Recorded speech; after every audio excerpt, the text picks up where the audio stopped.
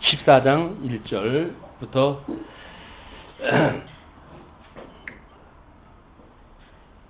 여인에게서 태어난 사람은 생애가 짧고 걱정이 가득하며 그는 꽃과 같이 자라나서 시들며 그림자같이 지나가며 머물지 아니하거늘. 지금 욥이 가지고 있는 죄의 근본에 대한 그 문제입니다, 지금. 그래서 지금 우리 인생이 하나님께로부터 이제 태어나가지고 이 원인이 하나님께로부터 이제 이렇게 태어나가지고 그리고 저주를 받았고 여기 와서 살아가게 되어진 인생살이를 대체적으로 보게 되면 지금 이렇게 이제 표현이 되어지는 거예요. 여인에게서 태어난 사람은 생애가 짧고 그 짧은 인생인데도 뭔 걱정이 그렇게 많은지 걱정이 가득하며 그는 꽃과 같이 자라나서 시들며 그림자같이 지나가며 머물지 아니하거늘. 인생이라는 게 참 속절없는 것이 인생이죠. 그러니까 그 중광이라고 하는 걸레생이 괜히 왔다 간다라고 하는 그 이야기는 100번 공감 가는 이야기입니다.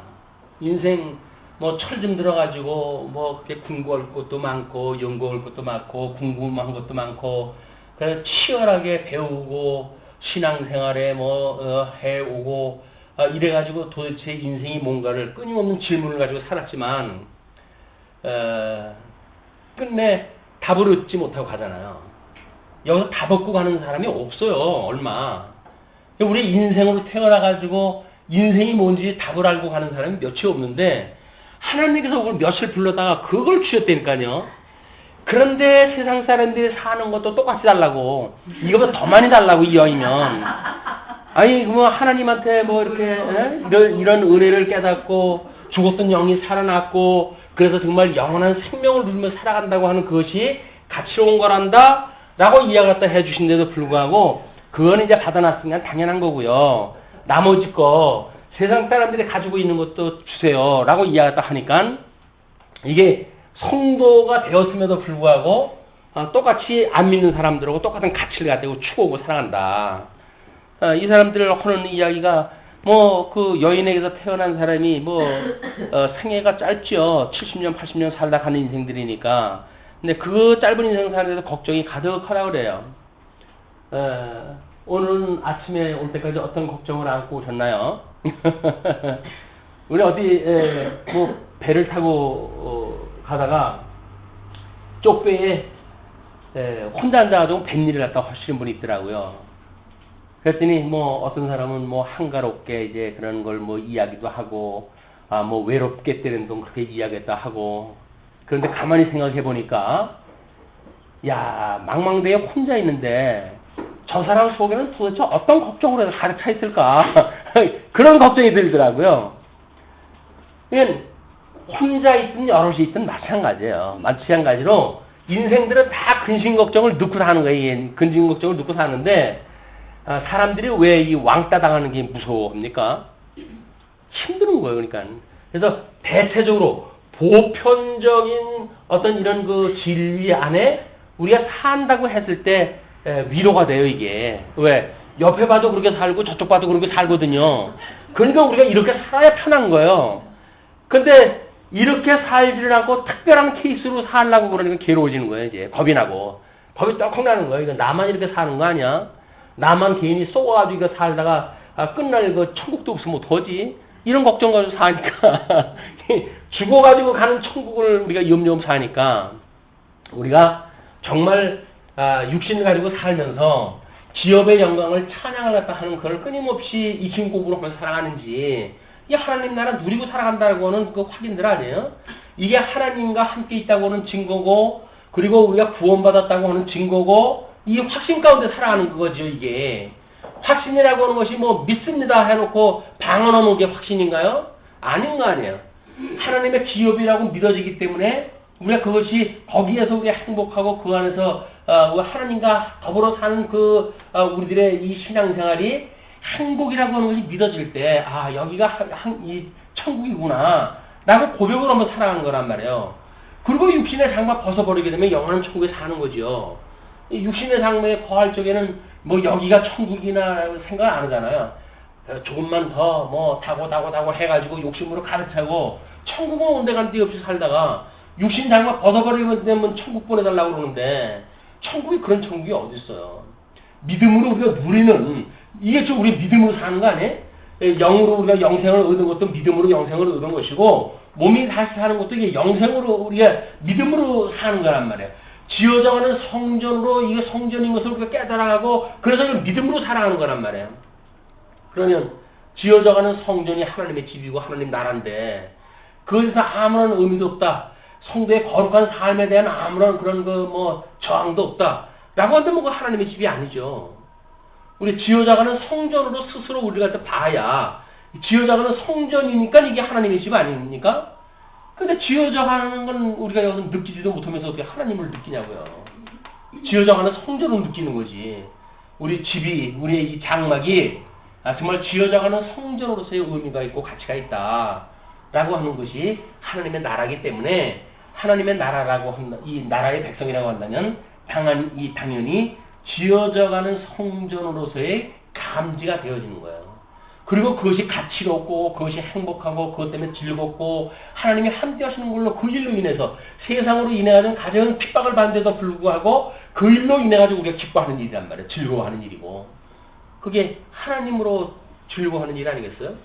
하나님의 영광을 우리 영화롭게 하고 하나님이 영화롭게 하고 하나님 그분만으로 우리가 즐거워하는 일 이것이 우리 인생의 본분이라고 그렇게 이야기를 했는데 그 본분에 우리가 단다는 이야기는 우리가 지어져가는 성전으로서의 끊임없이 자기 성찰 이거 다른 거는 우리가 통장 관리는 잘하잖아요. 수입 얼마 지출 얼마 해가지고 이거는 하는데 우리 지어져가는 성전으로서의 거룩한 삶에 대한 거는 점검표고 뭐고 아무것도 없어요. 왜? 믿음으로 사는데 꼭 그런 거 해야 돼. 맞습니다. 믿음으로 사는 거죠. 그러나 이 체크리스트가 없다는 이야기는 신경 안 쓰겠다는 이야기예요. 신경 쓰면 골 아파요. 머리 아파요. 이거 내가 내 문제를 들여다보면 죄가 드러나고 이게 다 귀찮거든요. 예수님으로 만나면 구원받았는데 그걸 무엇으로 생각을 해. 우리가 원론적으로는 구원파를 비난을 갖다 하고 비판하다 하지만 사실은 우리가 구원파와 다르지 아니한 신앙생활을 하고 있다. 네, 과거에 우리가 말씀 좋다고 살았던 그 세계가 전부 이 세계예요. 그러니까 마카파로 나오고 신앙생활을 하는데 자기네들 마음대로 그냥 신앙생활이 되고 그래왔던 거 아닙니까? 네, 이거는 아니라고 해가지고 우리가 하나님의 의라고 하는 그런 맥락을 붙들게 되어졌고 그래서 지어져가는 성전으로서의 의미를 우리가 갖고 살아가게 되어지는 건데 남다르게 우리가 관심 가질 필요가 있는 부분입니다. 그리고 뿐만 아니라 누가 깨끗한 것을 이와 같은 자를 주께서 눈여겨 보시나이까. 건불같이 그냥 지나가고 말 거, 그건 그냥 간과하시고 말 건데, 그거를 눈여겨 보시나이까.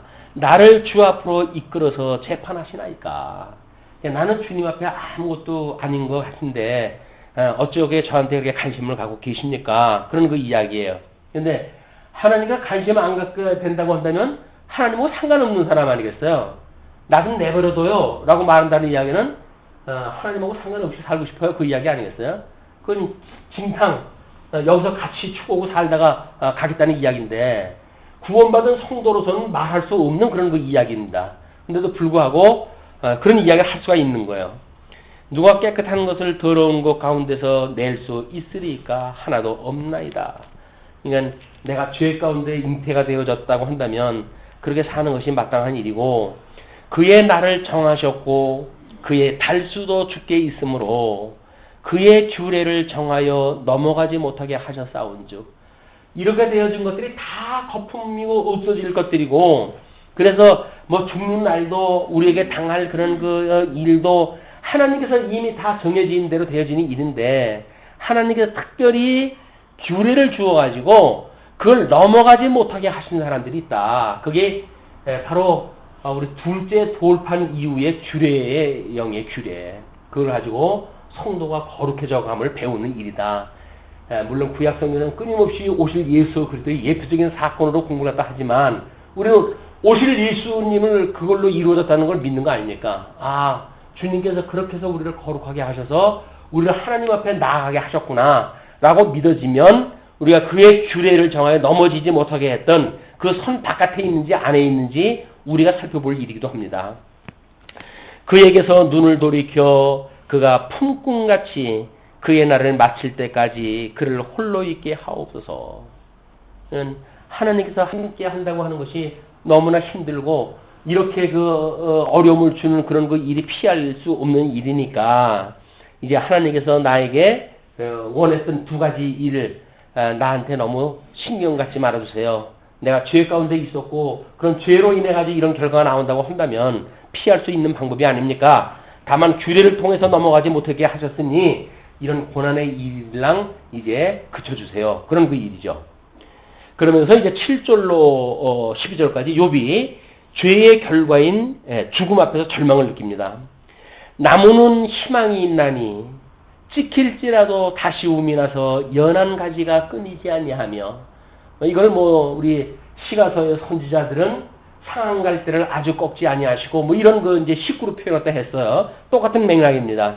나무는 희망이 있나니 찍힐지라도 다시 움이 나서 연한 가지가 끊이지 아니하며 그 뿌리가 땅에서 늙고 줄기가 흙에서 죽을지라도 물 가운데 움이 돋고 가지가 뻗어서 새로 심은 것과 같거니와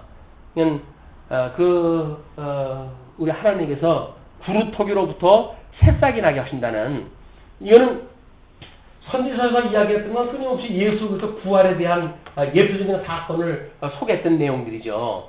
꺼져가는 그 등불을 마저 끄지 아니하시고 상한 갈대를 마저 꺾지 아니하시고 이것이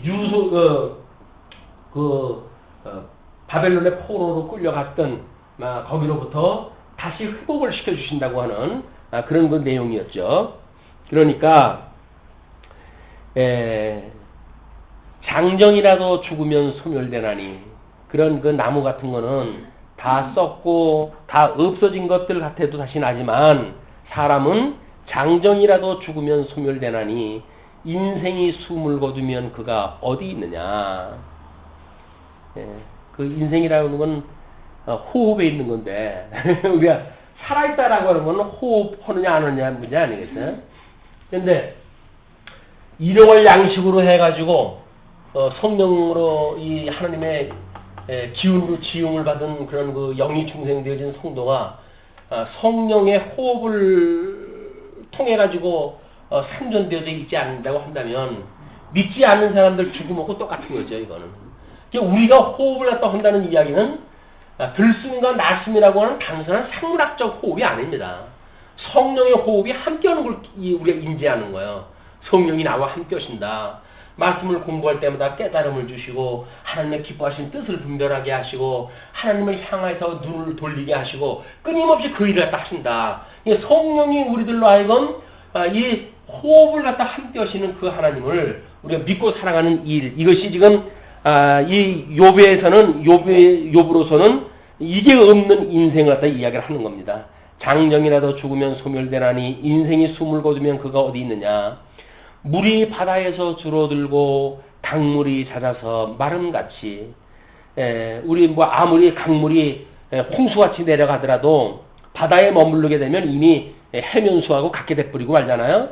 뿐만 아니라 강물이라고 하는 것도 가물게 되어지게 되면 잦아져가지고 마름같이 되어지는 거 아닙니까? 근데 사람이 누우면 다시 일어나지 못하고 하늘이 없어지기까지 눈을 뜨지 못하며 잠을 깨지 못하느니라. 인생이라고 하는 건 죽으면 끝인데, 인생이라고 하는 건 죽으면 끝인데, 부활이라고 하는 그런 것에 아직 이르지를 못했어요. 그 이야기는 지금 여기에 있는 이야기예요. 이 육체에 관한 이야기. 영혼이 그 죽음에 처할 수밖에 없는 그런 그 일, 그 이야기를 다 하는데,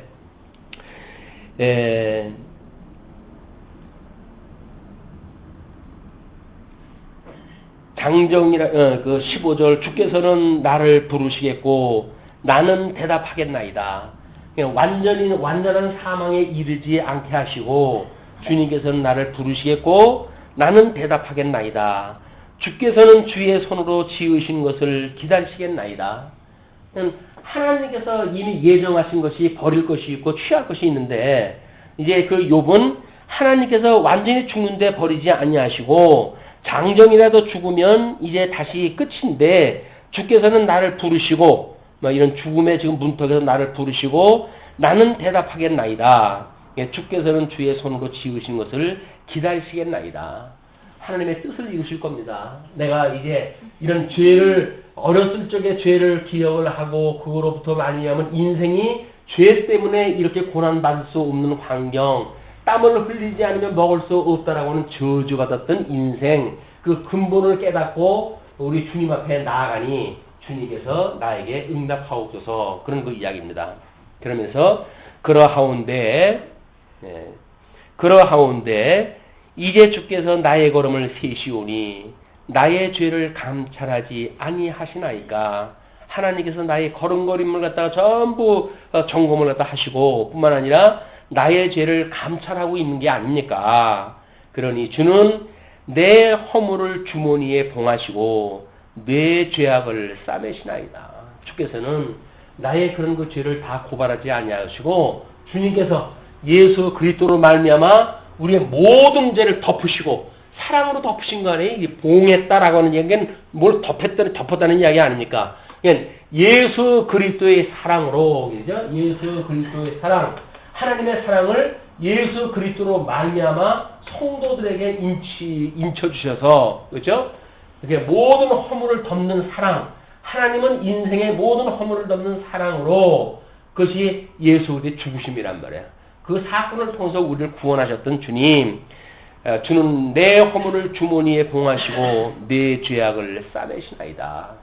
전부 하나님께서 사랑으로 모든 허물을 덮으십니다. 자, 그러면 18절로 22절, 부활이 없으면 소망도 없음에 대한 것을 이야기를 합니다. 무너지는 산은 반드시 흩어지고 바위는 그 자리에서 옮겨가고, 요즘 청주 저쪽 변두리 쪽에 보면 전부 산을 빨갛게 벗겨내고들 그러던데, 무너지는 산은 반드시 흩어지고 바위는 그 자리에서 옮겨가고 물은 돌을 닳게 하고 넘치는 물은 땅의 티끌을 씻어버리나이다. 우리 아마 물가로 가가지고 했을 때 그런 그 모습이 다 이런 걸 거예요. 그래서 산이 사태로 해가지고 무너지고 큰 돌멩이가 그냥 물길 따라가지고 같이 오고 뒤에 흘러오면서 점점 조그매지는 쪼개지고 달아가지고 자갈돌이 되어지고 그리고 넘치는 물은 땅의 티끌을 씻어버리나이다. 천지 창조된 이래의 모든 자연 현상을 지금 이야기를 하는 겁니다. 자연 이치가 그렇다 그 이야기야. 하나님께서 하신 자연 이치가 이와 같이 주께서는 사람의 희망을 끊으시나이다. 이 예수 그리스도의 그런 거 구속이 아니라고 한다면 육체 가운데 그냥 있는 우리들의 그 죄악이라고 한다면 우리는 아무 소망도 없이 그렇게 살다가 이대로 갈 것입니다. 그런 그 이야기죠. 그러면서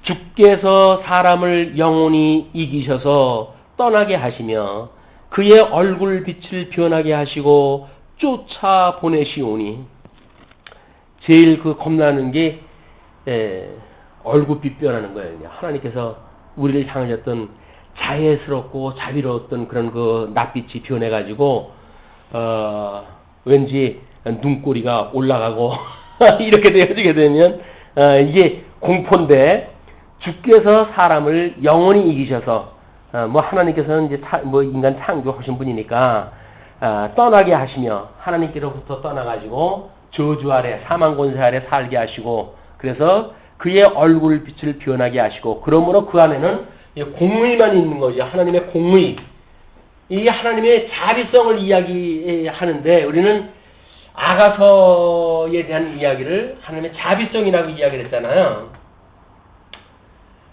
물론 3대 언약으로 해가지고 그것이 택한 백성들한테 주어진 언약이라고 한다면 마땅히 착한 백성들한테 주어지는 이야기일지 모르겠죠. 그러나 우리처럼 그걸 양대언약으로 해가지고 택자든 불택자든 다 포함되어진 개념으로 본다고 한다면 이거는 선택적 자비성이어야 되는 거예요. 택한 백성들만 하나님께서 사랑하시지 택하지 아니한 백성들은 하나님께서 공의로 모두 심판하다 하시는 겁니다. 이런 그 내용을 보게 우리가 강가로 하게 되면 이런 차별화되어져 있는 하나님의 사랑을 값없이 여기게 되어진단 말이에요. 뭐 개나 소나 다 얻는 자비성 같잖아 이게. 근데 그렇지 않다. 착한 백성들 몇에게만 주시는 놀라운 은혜의 선물이에요. 하나님께서 우리를 사랑하신다고 하는 사랑을 끊임없이 우리가 그걸 확인하고 또 확인하고 또 확인해야 될 일이다.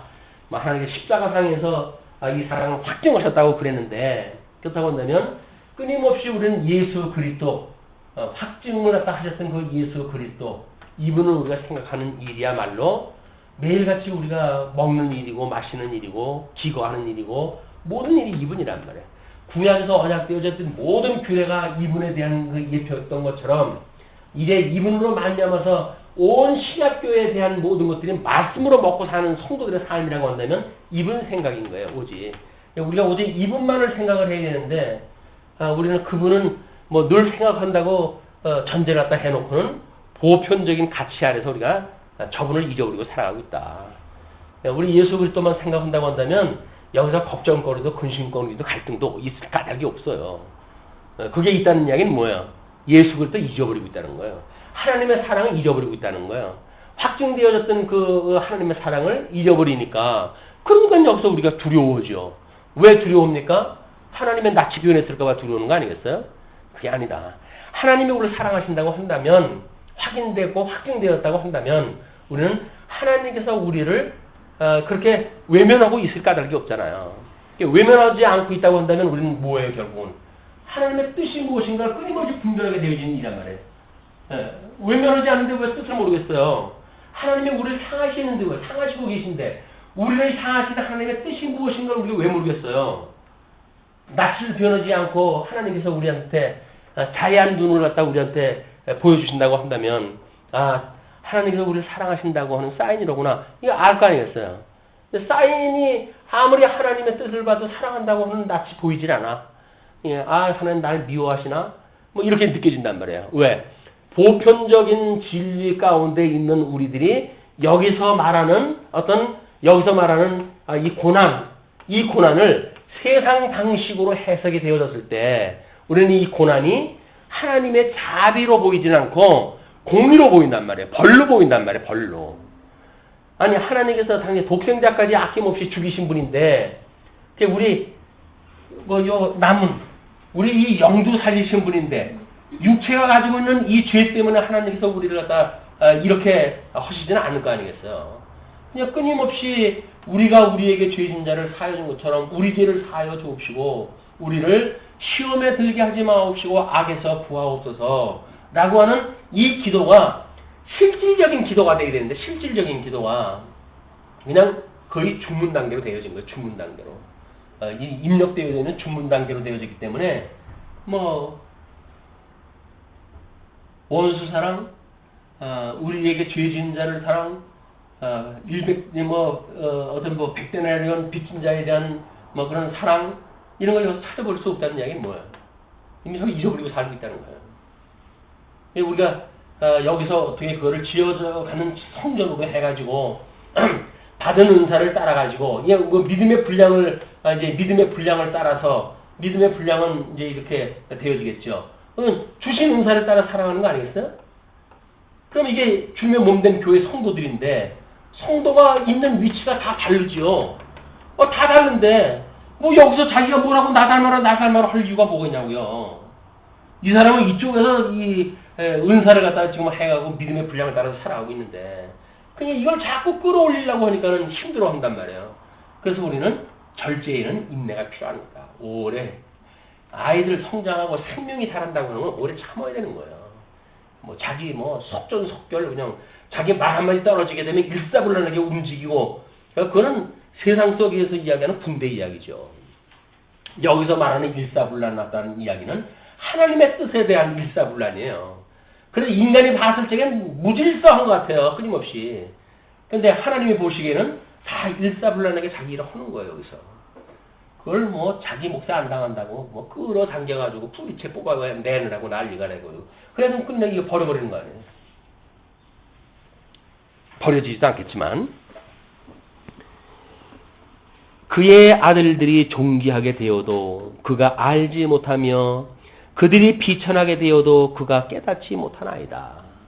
결국은 하나님께서 만사 이 예정대로 이루어 가시는 일인데 이런 그 일들이 착각을 하고 오해를 하게 되면 이렇게 하나님이 그렇게 뭐 낯빛을 표현하신 분으로 보이고 쫓아내는 것으로 보이고 그렇기 때문에 그의 아들들이 존귀하게 되어도 여기서 보편적인 어떤 그런 그 존귀 이걸로 해가지고는 하나님이 어떠한 분인가를 알 수가 없게 되어지고 욥처럼 비천하게 되어졌을 적에도 하나님을 알지 못해가지고 악악되어진단 말이에요. 이게 하나님을 원망을 한데 이렇게 되어진다. 다만 그의 살이 아프고 그의 영혼이 애곡할 뿐입니다.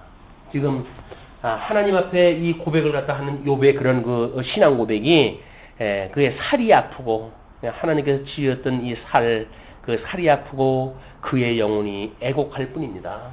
그러니까 이거는 지금 거의 죽음의 직전에 이르렀어요. 이것 때문에 지금 이 영혼이 애곡하고 있는 거예요. 나를 끝내버리지 마시고 나를 구원해 주시오. 나의 죄 때문에 그렇다고 한다면 나의 이 악으로부터 나를 구원해서 나를 온전한 구원에 이르게 해 주십시오라고 하는 그런 강구를 우리가 듣게 되어집니다.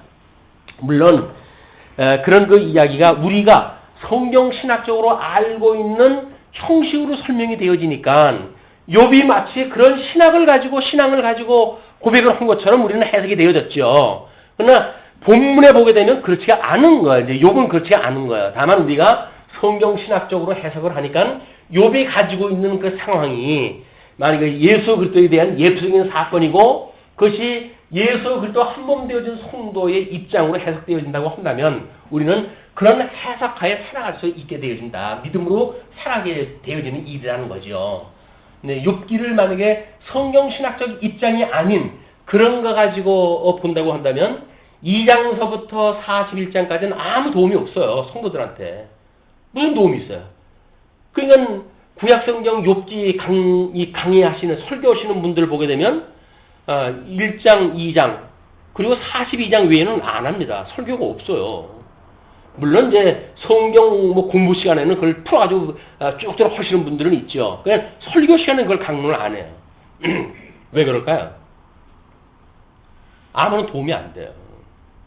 그리고 대비해가지고 뭘 줄만한 획기적인 사건도 없잖아요. 그냥 지루하게 공부가 이루어지고 있는데 거기서 무슨 생명을 끌어내고 뭐 예수 그리스도를 우리가 만나게 되어지고 그러므로 말미암아서 성경 신학적으로 해가지고 우리한테 적용될 일이 뭐가 있어야 뭐 설교를 하든지 하죠. 설교가 없다는 이야기는 설교거리가 없다는 이야기고 설교거리가 없다는 이야기는 성도에게는 도움이 될 만한 내용이 그렇게 드러나질 않는다. 다행히 우리가 뭐 이렇게 욥기의 과정을 통해 가지고 예수 그리스도를 만나고 뿐만 아니라 예수 그리스도의 성도로서 지어져가는 성전으로서 마땅히 그 옛 성전을 우리 이 옛날 장막에 있었던 그 성전이 없어져야 새하늘과 새 땅이 도래하는 것처럼 끊임없이 우리는 옛 것을 지워버리는 일들 이것이 고난이라고 하는 여정으로 우리한테 지금 들어와 있는 거다. 이런 그 가운데 14장의 내용이 끝나고 드디어 15장서부터 친구들을 통한 두 번째 시험이 또 시작이 되어집니다. 또 뭐 어떻게 보게 되면 지루한 공방전이 이제 시작이 되어질 거예요. 그러나 인내를 가지고 한번 살펴보기로 하겠습니다.